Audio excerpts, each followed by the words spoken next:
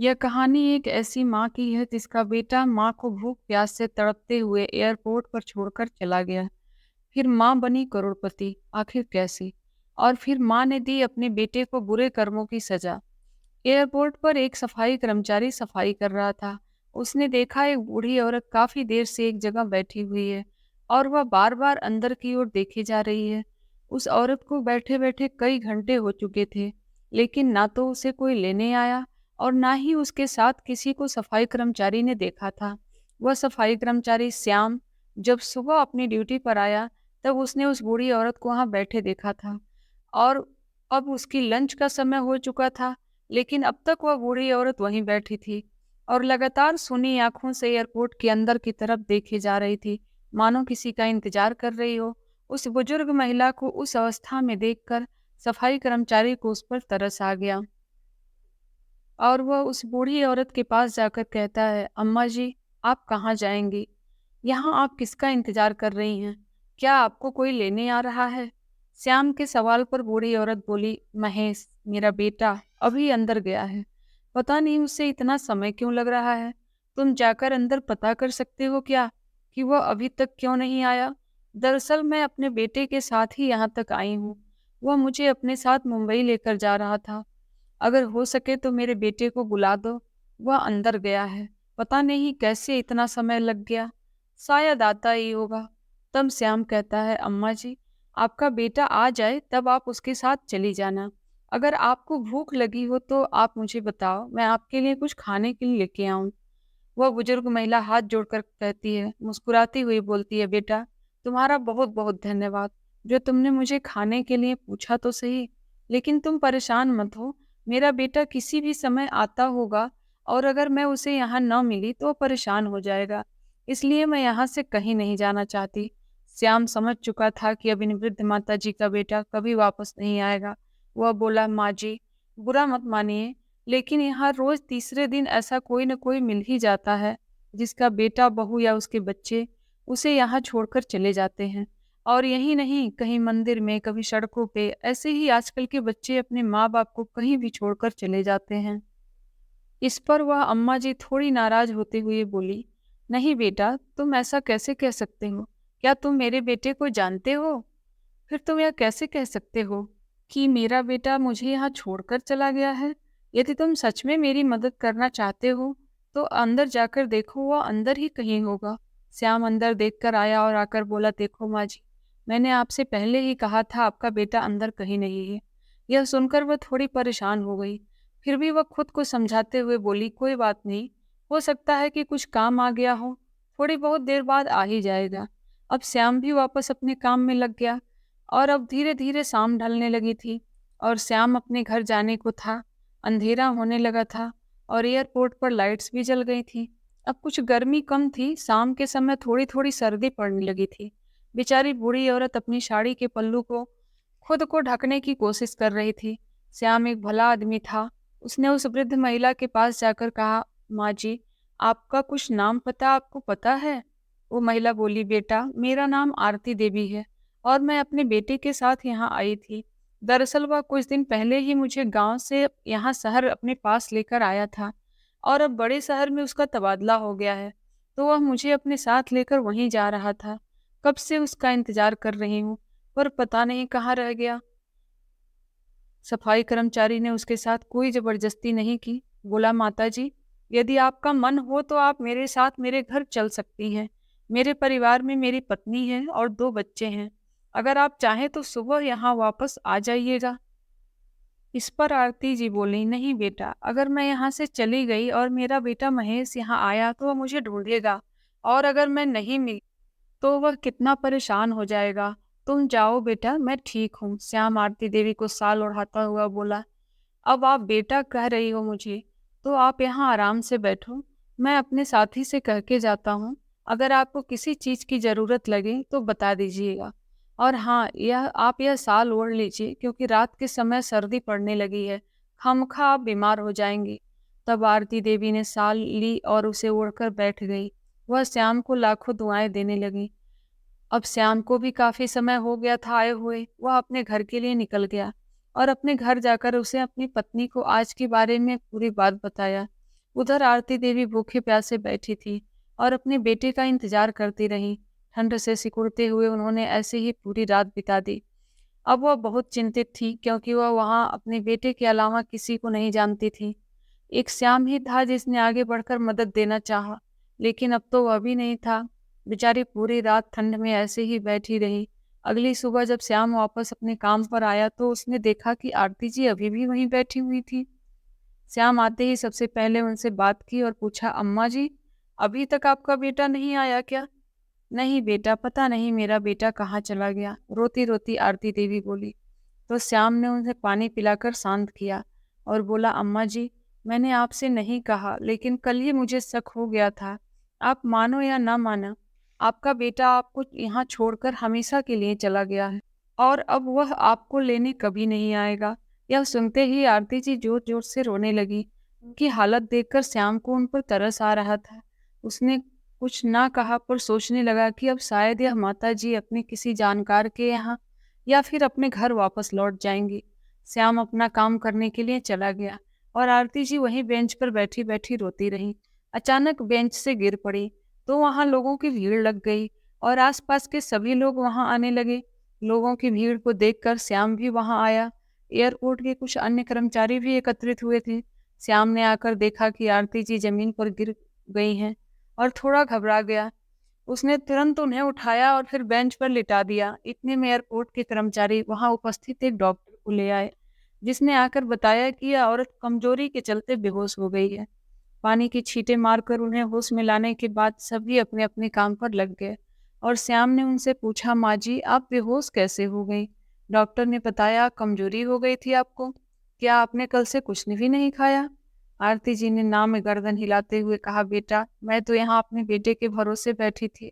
मुझे क्या पता था कि वह मेरे साथ ऐसा करेगा। मेरे पास एक पैसा भी नहीं था जो मैं कुछ खरीद करके भी खाती। श्याम को उनकी दशा पर और ज्यादा तरस आ गया था। वह बोला, माँ जी, आप पहले मेरे साथ चलिए, पहले कुछ खा लीजिए, फिर कुछ बात कीजिएगा। श्याम आरती जी को लेकर वहीं पास के एक कैंटीन में पहुंचा और उसने आरती जी के लिए खाना मंगवाया। अब उसने उनसे बातों बातों में जानने की कोशिश की। वह बोला, माँ जी, आप कब से यहाँ बैठी थी? अब जब आपको पता चल ही गया है कि आपका बेटा अब आपको लेने वापस नहीं आएगा, तो आप अपने घर वापस क्यों नहीं चली जाती? आप अब अपने घर वापस लौट जाओ, यहाँ तो आपकी जिंदगी और मुश्किल हो जाएगी। आरती जी बोली, बेटा, मैं जाऊं भी तो कहाँ जाऊं? मेरे बेटे ने मुझे किसी लायक नहीं छोड़ा। मतलब? चौंकते हुए श्याम ने कहा। तो आरती जी ने बताया कि विदेश जाने से पहले उनका बेटा जब उन्हें लेने गांव गया था तो उसने कहा था, माँ, अब मैं आपको हमेशा के लिए अपने साथ ले जाने आया हूँ, चलिए मेरे साथ, और अब हम हमारा वापस आना नहीं होगा, तो हम घर बेच के चलते हैं। उसने मेरा घर भी बेच दिया। अब मेरे पास सड़कों पर रहने के अलावा और कोई चारा नहीं है। यह कहती कहती रोने लगी।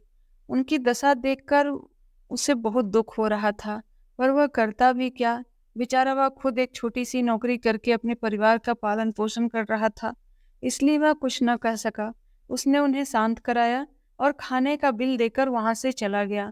शाम को जब वह अपने काम से घर वापस लौटने लगा तो देखा कि एयरपोर्ट के बाहर फुटपाथ वाली जगह पर एक बूढ़ी औरत बैठी थी और उसके पास कुत्ते भौंक रहे थे, और वह बूढ़ी औरत कुत्तों से बचने के लिए वहीं पड़ा पत्थर उठाकर उन्हें डराने की कोशिश कर रही थी, और इसी कारण वे कुत्ते और ज्यादा भौंक रहे थे, जिनकी आवाज से आसपास के और कुत्ते भी दौड़े आ रहे थे। और वह बूढ़ी औरत बेचारी डरते डरते उन्हें भगाने की कोशिश कर रही थी और धीमे कदमों से पीछे हट रही थी।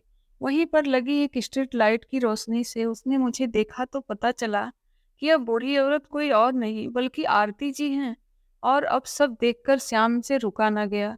वह वहां गया और एक डंडे से कुत्तों को भगाकर आरती जी की तरफ बैठ गया। वह थोड़ा सा साइड में जाकर अपनी पत्नी को फोन मिलाता है और अपनी पत्नी को सारा वाकया बताते हुए कहता है, रीना, मैं अपनी माँ को तो पैसों की कमी के कारण नहीं बचा पाया, लेकिन अगर कभी मैंने आते जाते देखा तो इन अम्मा जी के साथ कुछ बुरा हो गया तो मैं शायद कभी भी अपने आप को माफ ना कर पाऊँ। और फिर अब कुछ हो ना हो, कम से कम 2 वक्त की रोटी तो हम इन्हें दे ही सकते हैं। और बूढ़े आदमी को क्या चाहिए? अगर तुम कहो तो मैं इन्हें अपने साथ घर ले आऊं, रीना काफ़ी समझदार थी। वो बोली, "कोई बात नहीं, अगर तुम्हें सही लगता है तो ले आओ। हमने जैसा बन पड़ेगा वैसे उनकी मदद करेंगे और फिर जैसे हम खा पी रहे हैं, सोच लेंगे घर में एक सदस्य और बढ़ गया।" यह सुनकर श्याम बहुत खुश हुआ और आरती जी को लेकर अपने घर पहुंचा। उसका घर बहुत छोटा था, जहां वह अपनी पत्नी और बच्चों के साथ रहता था।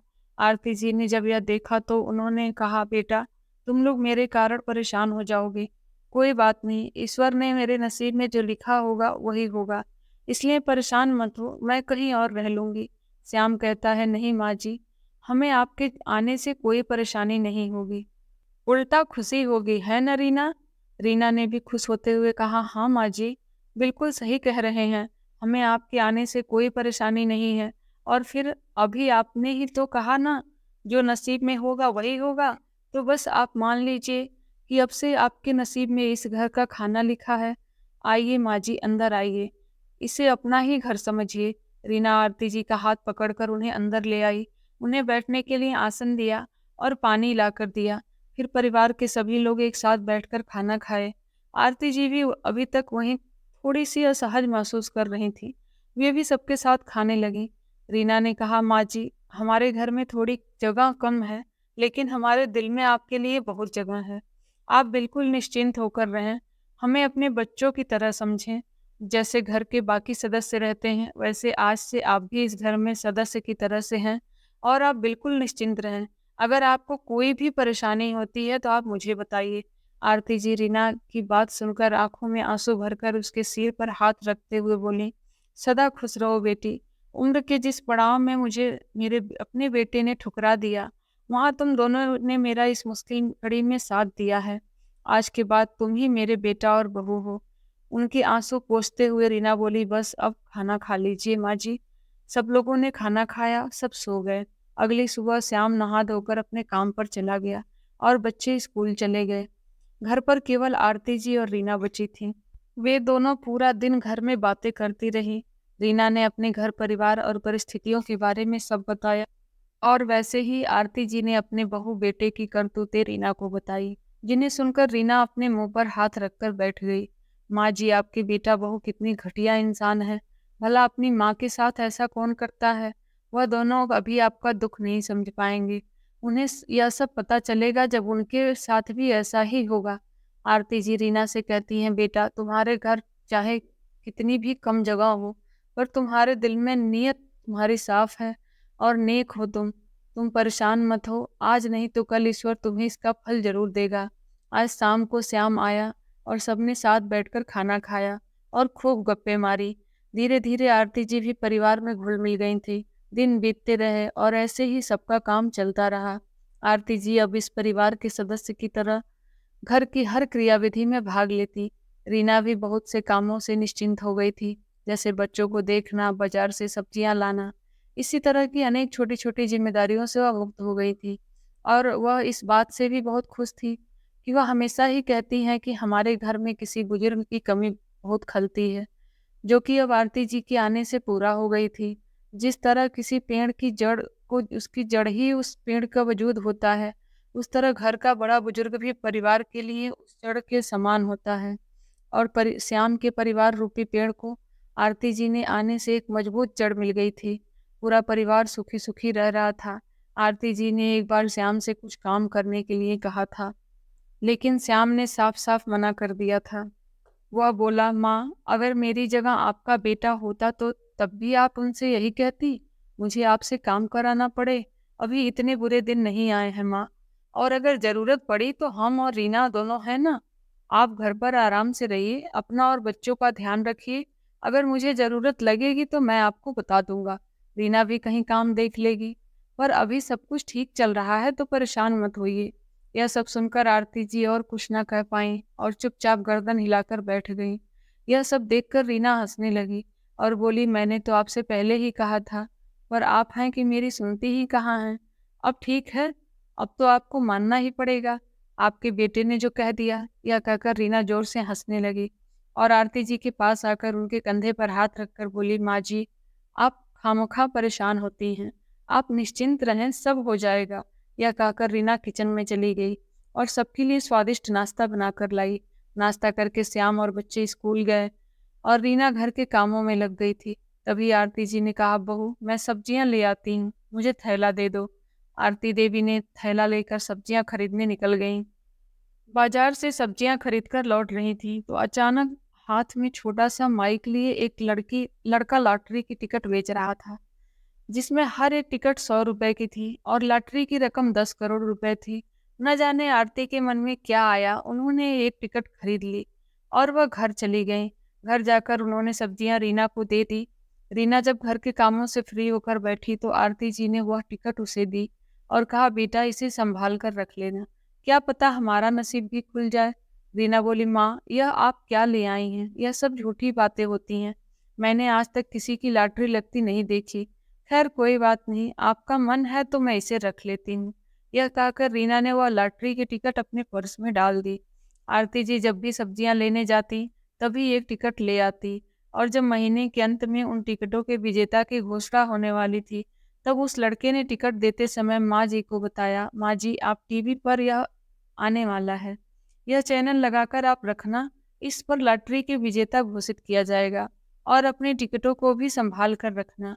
टीवी पर जो पता बताया जाएगा आपको टिकट लेकर वहां जाना होगा। अगर आपका नंबर आ जाता है तो, मतलब अगर आपकी लॉटरी लग जाती है तो। ठीक है। आरती जी ने सारे टिकट रीना को संभाल कर रखने को दे दी थी और जाकर रीना से वह टिकटें मांगने लगी। वह बोले, रीना कल बहुत जरूरी दिन है बेटा, कल लॉटरी का विजेता घोषित किया जाएगा।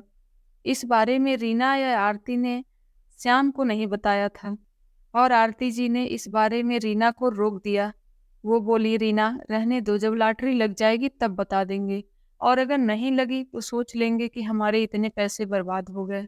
बेटा खामखा अगर श्याम ने भी उम्मीद लगा ली तो उसे भी दुख होगा, इसलिए रहने देते हैं।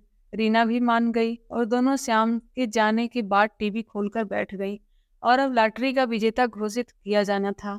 रीना आरती द्वारा लाई गई 5 टिकटें अपने पास सामने रखकर बैठ गई और जैसे जैसे लॉटरी का विजेता घोषित किया जा रहा था वैसे वैसे उन टिकटों को चेक कर रही थी।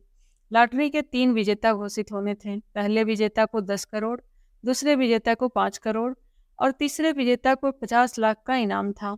आरती जी और रीना दोनों ही हाथ जोड़कर बैठी थी और ईश्वर का नाम लिए जा रही थी, इस आस में कि उनकी लॉटरी लग जाए। तीसरे विजेता से बताना आरंभ किया गया।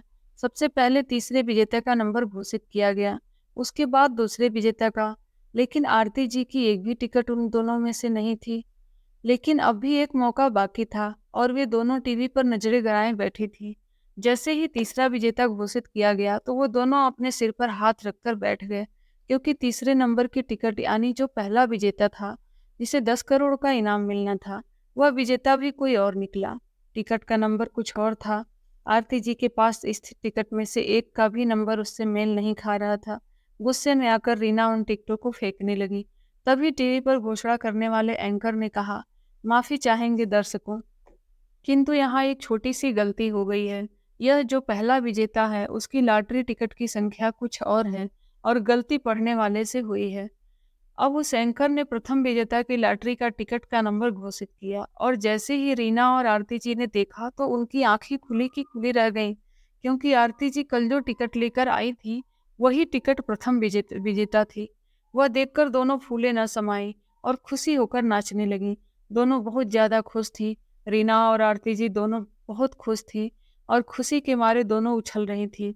तभी श्याम घर में आ गया। दरअसल वह अपने कुछ जरूरी कागजात घर भूल गया था, जो कि कई दिनों से एयरपोर्ट वाले उससे मांग रहे थे, पर वह भूल जाता था और आज वह उन्हीं कागजों को लेने के लिए वापस आया था। उसने अपनी माँ को और अपनी पत्नी को इतना खुश देखकर वह हंसता हुआ बोला, अरे वाह क्या बात है, आज तो तुम दोनों बहुत खुश हो, क्या मिल गया है आप दोनों को? बैग रखता हुआ श्याम बोला। तभी खुशी के मारे रीना उसके गले लगते हुए बोली, अब तुम्हें यह छोटी सी नौकरी करने की जरूरत नहीं, अब सब अच्छा होगा। तब श्याम ने खुद से दूर करता हुआ बोला, क्या कह रही हो रीना, हद कर दी हो। आरती जी मुस्कुराते हुए बोली, अरे बेटा अगर तू सुनेगा तो तू भी खुशी से फूले ना समाएगा। अब श्याम ने पूछा, आखिर ऐसा क्या हो गया, अब तो बता भी दो। आरती ने उसे लॉटरी की टिकट दिखाई और टीवी पर जो नंबर दिखाया जा रहा था उसे देखकर श्याम को भी खुद पर विश्वास नहीं हुआ। वह बोला, क्या सच में हमारी लॉटरी लग गई? है माँ? आरती जी खुश होते हुए बोली, हाँ बेटा, अब हमारे बुरे दिन चले गए। अब तो बस खुशियाँ ही खुशियाँ होंगी। अब तू आज अपने काम से छुट्टी ले ले।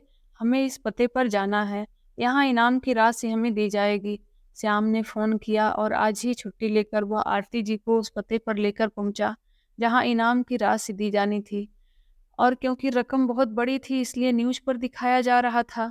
प्रथम, द्वितीय और तृतीय तीनों विजेता वहाँ पर उपस्थित थे। इन्हें बारी-बारी से इनाम की राशि दी जा रही थी। आरती जी का बेटा मुंबई में रहता था, पर वह अपने शहर का हाल-चाल जानने के लिए ऑनलाइन कुछ खबरें देख लिया करता था। कुछ न्यूज़ चैनल उन्हें डेली देखता था वो। जैसे ही उसने न्यूज़ खोली तो उस पर अपनी माँ को देखकर वो चौंक गया, और जब उसे पता चला कि उसकी माँ 10 करोड़ की मालकिन बन गई है, तो वह फूले न समाया और अपनी माँ को लूटने के इरादे से वह अपने शहर के लिए निकल पड़ा। पर वह जाता कहाँ, उसे तो एड्रेस का भी पता नहीं था। उसने एयरपोर्ट पर कर्मचारियों से पूछा तो उसे श्याम के घर के बारे में पता चला। वह श्याम के घर पहुंचा, किंतु श्याम और उसका परिवार वहां से कहीं और शिफ्ट हो चुके थे। और होते भी क्यों ना, भला कभी किसी करोड़पति को एक छोटे से घर में रहते हुए देखा है? वह तो उनकी मजबूरी थी जिस कारण वो वहाँ रह रहे थे, और ईश्वर ने आज उन्हें इस लायक कर दिया, तो वह वहाँ अपने नए घर में चले गए।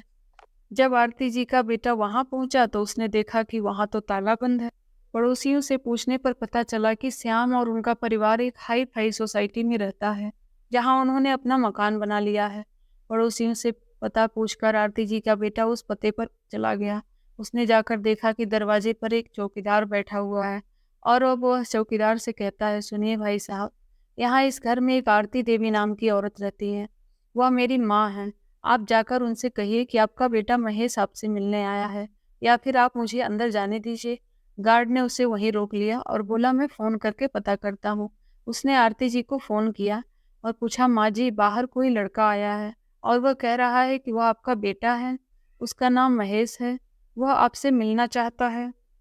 आरती देवी जी ने गुस्से से कहा कि वह मेरा बेटा नहीं है। मेरा बेटा यहाँ मेरे साथ है। उसे कह दो कि चला जाए यहाँ से। मेरा मेरा उससे कोई वास्ता नहीं है। आरती जी के मना करने के बाद चौकीदार ने उसे वहीं रोक लिया, और अब वो मन ही मन सोचने लगा कि किस तरह से अपनी माँ से मिले और किस तरह वह उन्हें मनाएगा, क्योंकि अब तक जो यह तो समझ ही चुका था कि उसकी माँ उससे बहुत नाराज है, जिन्हें मनाने के लिए कुछ तो करना पड़ेगा, जिसके लिए उसने एक प्लान बनाया। और चौकीदार जब वॉशरूम गया तो महेश चुपके से घर के अंदर आ गया और अंदर जाकर चिल्लाने लगा, माँ, माँ कहाँ है? आप देखो, आपका बेटा आ गया आपसे मिलने के लिए। कितने दिन हुए आपसे मिले। मैं तो कब से तरस रहा था आपसे मिलने के लिए। आरती जी को देखकर आगे बढ़ता हुआ महेश बोला। जैसे ही वह आरती जी के गले लगने को हुआ, आरती जी ने उसे धक्का देकर खुद से दूर कर दिया और श्याम को आवाज लगाई। श्याम अपने कमरे से दौड़ता हुआ आया। क्या हुआ माँ, आप क्यों चिल्ला रही थी? आप ठीक तो हैं? सब आरती जी ने अपने बेटे की तरफ उंगली करते हुए कहा। श्याम, इस नालायक को इस घर से निकाल दो। मुझे इसकी शक्ल भी नहीं देखनी है। श्याम को समझ नहीं आ पा रहा था। तभी आरती जी ने बेटा फिर से माँ माँ करते हुए उनके पैरों में लिपट गया। तब श्याम समझा। श्याम उसे उठाता हुआ बोला, तो तू वह नालायक और कमीना है जिसने अपनी माँ को तड़पने के लिए एयरपोर्ट पर छोड़ दिया, जिसने यह भी नहीं सोचा कि वह कहाँ रहेगी और क्या करेगी, वह अपना जीवन कैसे जिएंगे, जिसने उन्हें जीते हुए मरा समझ लिया। आज उसे अपनी माँ की याद आई है। तुझ जैसे कमीने को तो मैं बहुत अच्छे से जानता हूँ, और तू यहाँ किस इरादे से आया है मैं वह भी जानता हूँ। निकल जा यहाँ से, वरना मैं तेरी जान ले लूंगा। श्याम ने धक्का देते हुए कहा। तब वह लड़का अपने हाथ की नस पर चाकू रखते हुए बोला, माँ, अगर आपने मुझे माफ नहीं किया तो मैं अभी अपनी जान ले लूंगा। आरती जी ने उसे इस तरह देखकर बोली, तू जैसा स्वार्थी कभी अपनी जान नहीं ले सकता, केवल दूसरों की जान ले सकता है। मैं अच्छे से जानती हूँ कि तू यह सब ड्रामा किस लिए कर रहा है। तब उस लड़के ने अपनी गर्दन पर चाकू रखते हुए कहा, माँ, मैं आपका ही बेटा हूँ। अब से आपके ही साथ रहूंगा, और अगर आप इस बात के लिए नहीं मानी तो मैं खुद को मारकर और आप लोगों को अपने हत्या के जुर्म में फंसा दूंगा। या तो मुझे भी अपने साथ रखो या फिर मुझे इनाम के वो पैसे दे दो। मैं यहाँ से चला जाऊंगा। श्याम ने जैसे ही उसे धक्का देने के लिए आगे हाथ बढ़ाया, वैसे ही उसने श्याम को खींचकर उसकी गर्दन पर चाकू रख दिया और आरती जी को धमकी देने लगी, अगर आपने मुझे उस इनाम के पैसे नहीं दिए तो मैं इसे जान से मार दूंगा। आरती जी श्याम की जान को खतरे में देखकर घबरा गई और बोली, नहीं बेटा, मेरे बेटे को कुछ मत करना, मैं तुम्हें जितनी भी रकम है वह देने के लिए तैयार हूँ। ऊपर खड़ी हुई रीना यह सब देख रही थी, जिस पर आरती जी के बेटे महेश का बिल्कुल भी ध्यान नहीं था। रीना ने तुरंत पुलिस को फोन किया और सारी घटना की जानकारी दी। आरती जी ने श्याम को बचाने के लिए रीना को आवाज लगाई और कहा, बहू घर में जितने भी पैसे और गहने हैं सब भर लाओ, मुझे अपने बेटे की जान से प्यारा कुछ नहीं है। तब यह सब देखकर महेश शैतानी मुस्कुराहट लाते हुए बोला, अरे वाह, बड़ा प्यार है माँ बेटे में, अपने सगे बेटे से इतनी नफरत और पराये से इतना प्यार। तब आरती जी बोली, सब कुछ तेरे कर्मों के कारण है, जरूरी नहीं कि अब अपना खून है तो वही सगा है या तो आपका ख्याल रखेगा। तूने तो मुझे मरने के लिए छोड़ दिया था, उस वक्त यही मेरा बेटा था जिसने मेरा साथ दिया, और तो भला मैं आज यहाँ मरने के लिए कैसे छोड़ सकती हूँ। महेश इन बातों में लगा था और रीना क्योंकि जो पुलिस को फोन कर दी थी और सारी स्थिति बता दी थी, तो पुलिस भी चुस्ती दिखाते हुए तुरंत कार्रवाई की। वह समय से पहले वहां आ पहुंचे और सभी लोग इतने धीरे धीरे अंदर आए कि महेश को अंदाजा ही नहीं हुआ कि कब उसके सिर पर पुलिस इंस्पेक्टर ने गन तान दी और तभी एक कांस्टेबल ने आकर उसके हाथ से चाकू छीन लिया। अब महेश को पकड़कर पुलिस वाले ले गए और उसे जेल में डाल दिया। सबूत का कोई अभाव था नहीं, क्योंकि पुलिस वालों ने उसे रंगे हाथों पकड़ा था, किसी की जान लेने की कोशिश करते हुए, जिसके कारण महेश को उम्र कैद की सजा हुई और आरती जी अपने बेटे श्याम और बहू रीना के साथ खुशी खुशी रहने लगी। अब वे अपना जीवन बहुत सुखी सुखी व्यतीत कर रहे थे। श्याम रीना के कर्मों का फल था जो उन्हें मिला। उन्होंने एक की मदद की और ईश्वर ने फल स्वरूप उन्हें इतना बड़ा तोहफा दे दिया। दोस्तों, जरूरी नहीं कि आपका अपना खून है तो केवल वही आपकी सेवा कर सकता है या आपका ख्याल रख सकता है। कई बार पराये रिश्ते इतने पास हो जाते हैं जितना आपके अपने रिश्ते भी नहीं हो पाए।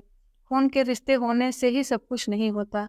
इंसान के मन में दूसरे व्यक्ति के लिए तब तक प्रेम भावना ना हो तो वह रिश्ता किसी काम के लिए नहीं और अच्छा नहीं होता। स्वार्थी व्यक्ति किसी का सगा नहीं होता, चाहे वह उसके अपने ही क्यों ना हो। आज श्याम पराया होकर भी आरती के लिए सगे लड़के से बढ़कर हो गया और महेश सगा होकर भी दूर हो गया। तो आज की कहानी आपको कैसी लगी, नीचे कमेंट बॉक्स में लिखकर मुझे ज़रूर बताएं। और अगर आपको अच्छी लगी हो तो प्लीज़ लाइक करें, शेयर करें और चैनल पर नए हैं तो चैनल को सब्सक्राइब करें। धन्यवाद।